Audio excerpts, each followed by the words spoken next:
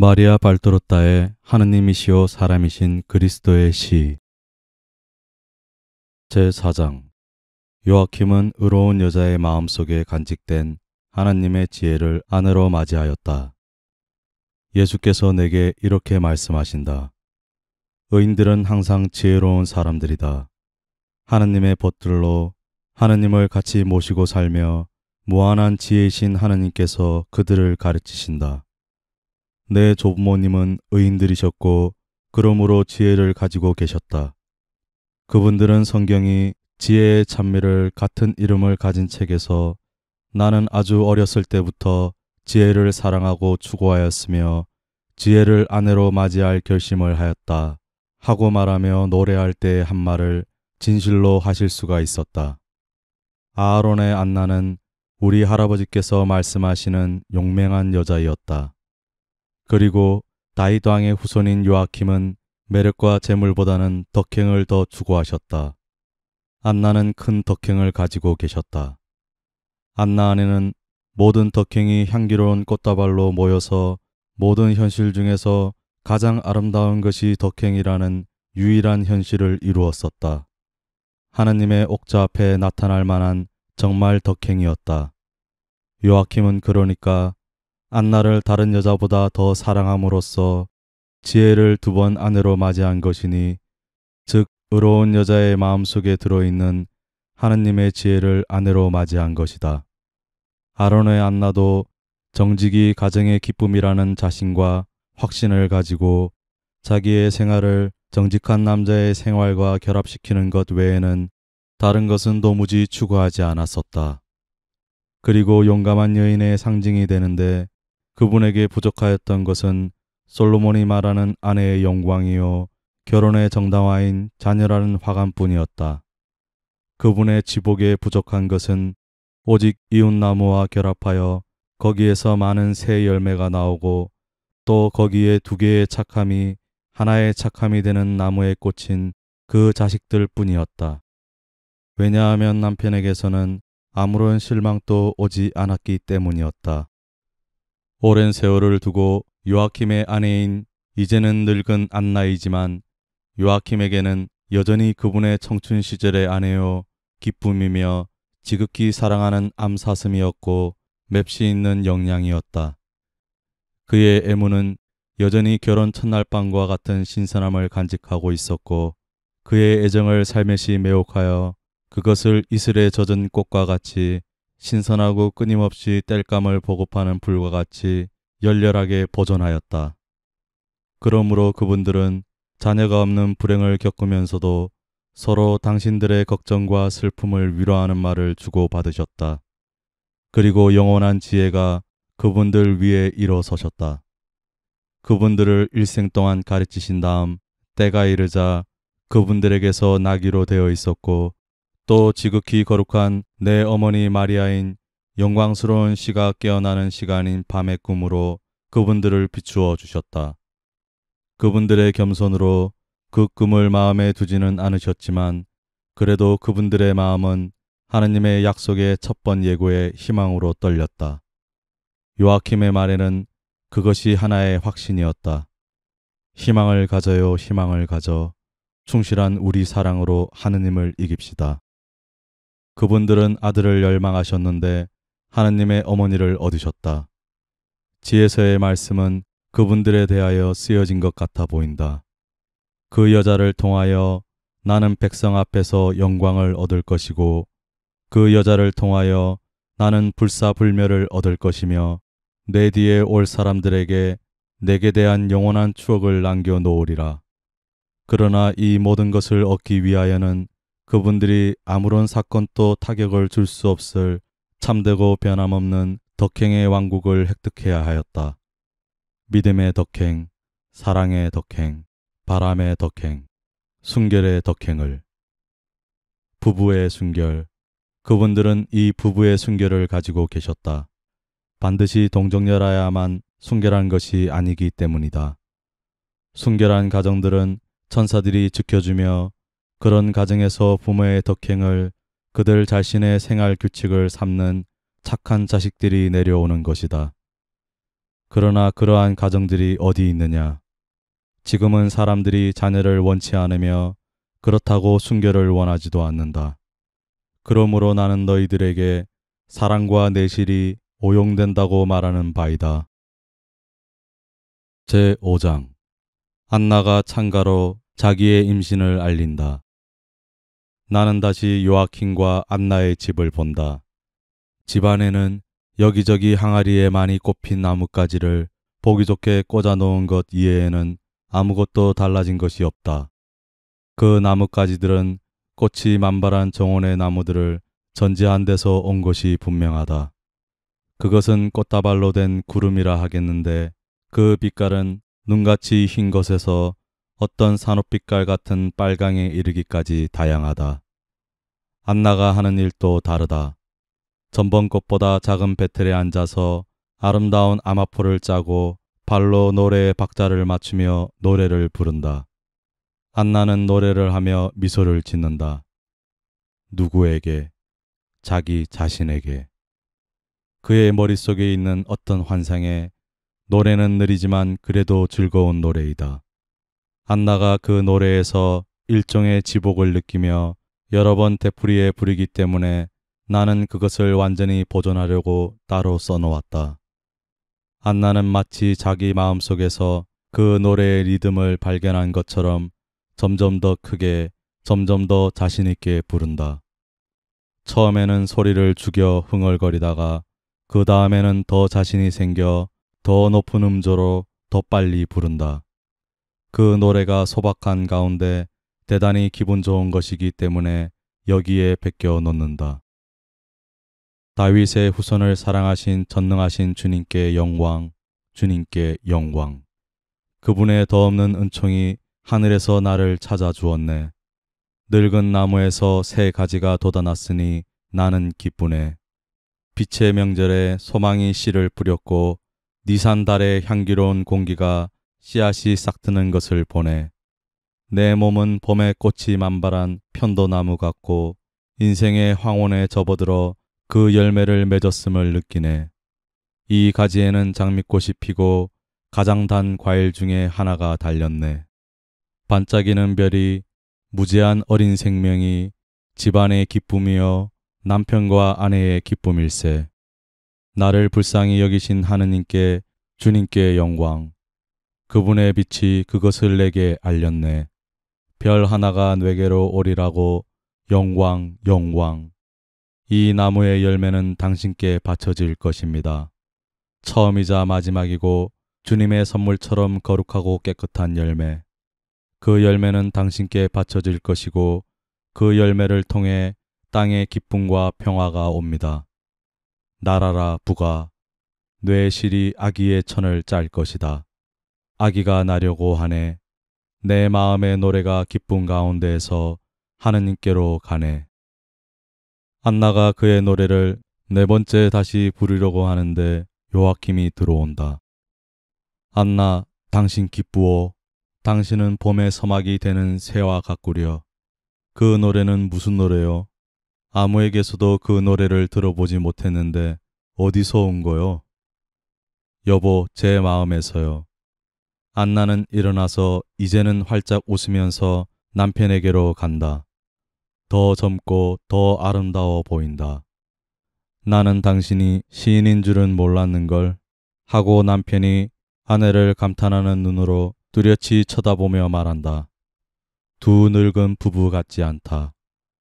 그들의 눈길에는 신혼부부의 애정이 깃들어 있다. 나는 당신이 노래를 부르는 소리를 듣고 정원에서 오는 길이요. 사랑에 들뜬 맷비둘기 같은 당신 목소리를 못 들은 지가 여러 해가 되는데 그 노래를 내게 다시 불러주겠소? 당신이 부탁하지 않아도 다시 부르겠어요. 이스라엘의 자손들은 그들의 바람과 그들의 기쁨과 그들의 슬픔에 가장 참된 부르짖음을 항상 노래에 실려 보냈어요.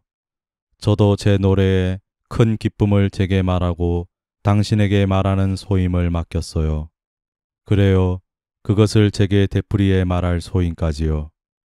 그것은 하도 엄청난 일이어서 저는 거기에 대한 확신을 가졌으면서도 아직 현실적이 아닌 것처럼 생각될 지경이에요. 그리고는 노래를 다시 시작한다. 그러나 이 가지에는 장미꽃이 피고 가장 단 과일 중에 하나가 달렸네. 반짝이는 별이. 하는 대목에 이르러서는 떨리는 그의 콘트랄토 목소리가 처음에는 떨다가 다음에는 딱 끊긴다. 기쁨으로 흐느껴 울며 안나는 요아킴을 쳐다보고 팔을 쳐들며 외친다. 여보, 저 임신했어요. 그러면서 남편의 가슴으로 뛰어들어 남편이 내미는 팔 안으로 들어가니 남편이 이제는 그의 행복한 아내를 꼭 껴안는다. 내가 세상에 태어난 뒤로 일찍이 본 것 중에서 가장 순결하고 가장 행복한 포옹이다. 순결한 가운데서도 열렬한 포옹이다. 그런 다음 요아킴은 안나의 희끗희끗한 머리털을 거쳐 다정스럽게 타이르는 소리가 들려온다. 그런데 내게는 그 말을 왜 안 했소? 그것에 대해서 확신을 가지게 되기를 원했기 때문이에요. 저같이 늙은 여자가 제가 임신을 한 것을 알다니 참말이지 저는 믿을 수가 없었어요. 그래서 당신에게 무엇보다도 쓰라린 실망을 안겨드리고 싶지 않았던 것이지요. 12월 말부터 제 태가 되살아나고 새 가지가 자라고 있음을 느껴요. 그렇지만 이제는 이 가지에 열매가 달렸어요. 확실해요. 보시지요. 이 천은 벌써 장차올 아기의 것이에요. 이것은 10월에 에루살렘에서 당신이 산 아마가 아니요. 맞아요. 그런 다음 기다림과 희망 속에 이것을 짜왔어요. 저는 바라고 있었어요. 마지막 날 제가 성전에서 할 수 있는 대로 하느님의 집에서 가까운 곳에서 기도를 드리고 있는 동안 제가 조금만 더 하고 말하던 것이 생각나시지요. 저는 은혜를 받지 않고서는 그곳을 떠날 수가 없었어요. 그런데 그곳에 계신 하느님의 그러마 하시는 말씀을 얻어내려고 제 온 마음이 끌리는 것을 느끼던 그 거룩한 곳 내부에 벌써 어둠이 내리깔리는 가운데에서 빛 하나가 한 신기한 불똥 하나가 나오는 것을 보았어요. 달빛처럼 밝고 부드럽지만 그 빛에는 그래도 이 세상의 모든 진주와 보석의 광채가 들어 있었어요. 휘장에 있는 귀중한 별들, 게르빔 천사들의 발밑에 있는 별들 중에 하나가 떨어져서 초자연적인 찬란한 빛을 띠는 것 같았어요. 신성한 휘장 저쪽에서 바로 하나님의 영광에서 불이 저를 향해 빨리 와서 공기를 건너질러 가면서 천상에서 오는 목소리처럼 내가 청한 것이 내게 이루어진다고 말하는 것 같았어요. 그래서 별 하나가 내게로 오리라고 노래하는 거예요.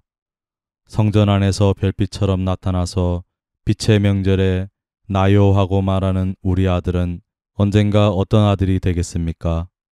당신이 저를 엘까나의 안나처럼 보신 것은 제대로 보신 것이라고 생각해요.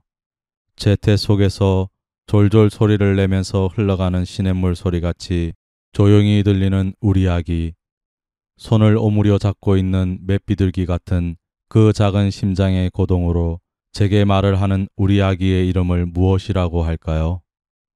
아들이면 사무엘이라고 합시다. 딸이면 별이라고 부릅시다. 내가 아버지가 되었다는 것을 아는 기쁨을 내게 주려고 부른 당신의 노래가 이 말로 끝났고 성전의 거룩한 이름 속에서 저를 나타내기 위해서 취했던 형태가 별의 형체였으니까. 별, 우리의 별. 그래요. 왠지 모르지만 제 생각에는 딸일 것 같아요. 이다지도 부드러운 어루만짐은 아주 부드러운 여자 아기에게서나 올 수 있을 것 같아요. 사실 저는 아기를 가진 것 같지 않고 괴롭지가 않아요. 제가 거룩한 천사들의 어린 누이 동생이고 땅이 벌써 멀어진 것처럼 아기가 저를 하늘빛 꽃길로 안고 갑니다. 저는 여인들에게서 임신을 해서 아기를 가지는 것이 고통스럽다는 말을 자주 들었어요. 그렇지만 저는 아무 고통도 느끼지 않아요. 저는 오랜 옛날 젊었던 시절에 당신에게 제 처녀를 바쳤을 때보다도 더 튼튼하고 젊고 생기 있게 느껴져요. 하느님의 딸인 마른 나무 줄기 위에 피어난 이 꽃은 우리에게서 오는 것보다는 오히려 하느님에게서 더 오기 때문이에요. 아기는 엄마에게 고생을 시키지 않아요. 아기는 엄마에게 그의 진짜 아버지이신 하느님의 소산인 평화와 축복만을 가져와요. 그러면 우리는 그 아기를 마리아라고 부릅시다.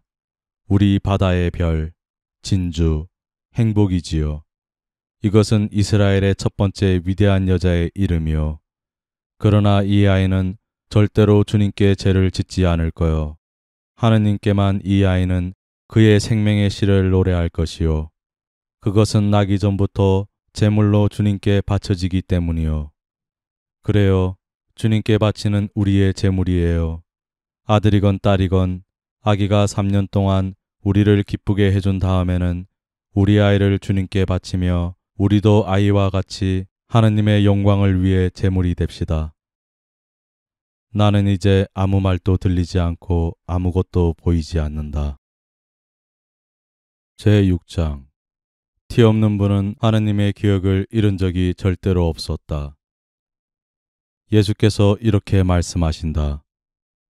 지혜는 그분들을 밤의 꿈으로 비추신 다음 하느님의 능력과 전능하신 분의 영광의 발로로 친히 내려오셔서 성녀를 위하여 말씀이 되셨다. 이제는 구속의 때가 매우 가까웠음을 보는 이가 안나의 손자인 나 그리스도, 성녀와 병자들, 마귀 들린 사람들, 몹시 슬퍼하는 사람들과 세상의 모든 불행에 대하여 기적을 행하였다. 그러나 어머니를 가진다는 기쁨으로 나는 이스라엘의 바람을 간직하던 성전의 어둠 속에 감추어져 있는 말을 한마디 중얼거린다. 이제는 그 존재의 마지막 한계에 와 있는 성전이었다. 왜냐하면 새 성전, 이제는 한 민족의 바람을 간직하지 않고 세상 마칠 때까지 세기가 계속되는 동안 온 세상의 민족을 위한 천국의 확실성을 가지고 있는 진짜 성전이 세상에 나타날 찰나에 있기 때문이다. 그 말씀은 임신을 못하는 태를 번신력을 가지게 하는 기적을 행하신다. 그 말씀은 내게 한 어머니를 주신다. 그런데 이 어머니는 두 성인에게서 낳기 때문에 그래야 하였을 것처럼 완전한 본성만을 가진 것이 아니었다.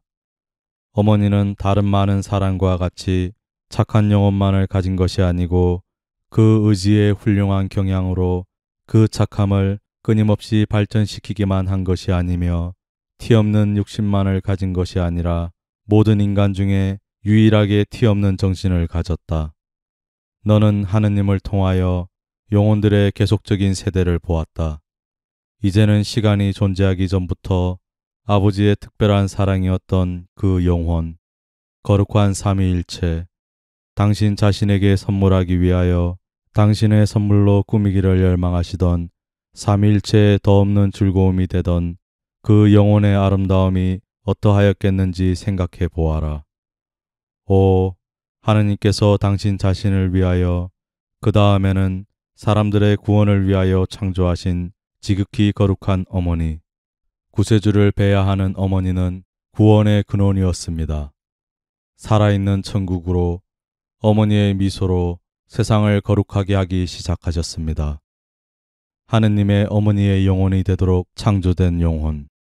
삼중의 사랑이 더 활기 있는 설레임에서 그 생명의 불똥이 솟아났을 때 천사들은 그로 인하여 비상한 기쁨을 느꼈다. 천국은 그렇게 강렬한 빛을 일찍이 본 적이 없기 때문이었다. 하늘의 장미꽃잎 같고 보석과 불꽃 같은 비물질적이고 귀중한 꽃잎같이 다른 육체보다는 훨씬 다르게 어느 육체에 생명을 불어넣어 주러 내려오시는 하느님의 기운이며 죄가 상처를 입히지 못할 정도로 그렇게 백열 상태에서 몹시 강하게 내려오는 그 영혼은 넓은 공간들을 건너질러 거룩하게 된 태 속으로 들어가 박혔다. 땅은 아직 그런 줄을 알지 못하고 있었지만 그의 꽃을 차지하고 있었다. 영혼이 피어있는 진짜 꽃, 오직 하나밖에 없는 꽃, 백화꽃과 장미꽃, 제비꽃과 자스민꽃, 해바라기와 시클라멘을 함께 섞고 거기에다 세상의 모든 꽃을 섞어 오직 하나의 꽃이 된 마리아. 그 안에 모든 덕과 모든 은총이 결합하는 마리아이다. 4월의 팔레스티나의 땅은 향기와 빛깔이 사람들의 마음속에 형용할 수 없는 선물이 되는 엄청나게 넓은 정원과 같았다. 그러나 가장 아름다운 장미꽃은 아직 알려지지 않고 있었다. 벌써 그 장미꽃은 어머니의 태중에서 하느님을 위하여 꽃피어 있었다. 내 어머니는 잉태되는 처음 순간부터 사랑하였기 때문이다. 다만 포도나무가 포도주를 만들려고 제 피를 주는 때, 달고 진한 포도즙이 공기와 콧구멍을 채울 때 마리아는 우선 하느님께 미소를 드리고 다음에는 세상에 이루 말할 수 없는 그 미소를 보내면서 이렇게 말한 것이다. 자, 보아라. 앞찾기에 눌려 으깨져서 너희 병에 영원한 약이 되기로 예정된 포도를 맺게 할 포도나무를. 자, 그 포도나무가 너희들 가운데 있다 하고 마리아는 잉태되는 처음 순간부터 사랑하였다고 내가 말했다. 정신의 빛과 지식을 주는 것이 무엇이냐? 은총이다. 그것들을 없어지게 하는 것은 무엇이냐? 원죄와 사죄이다. 티 없는 마리아는 하느님의 기억, 하느님과의 이웃관계, 하느님의 사랑과 빛과 지혜를 뺏긴 적이 절대로 없었다. 그러므로 마리아는 계속 사랑하고 있는 티 없는 영혼 둘레에 형성되고 있던 육체에 지나지 않았을 때에도 이해하고 사랑할 수 있었다.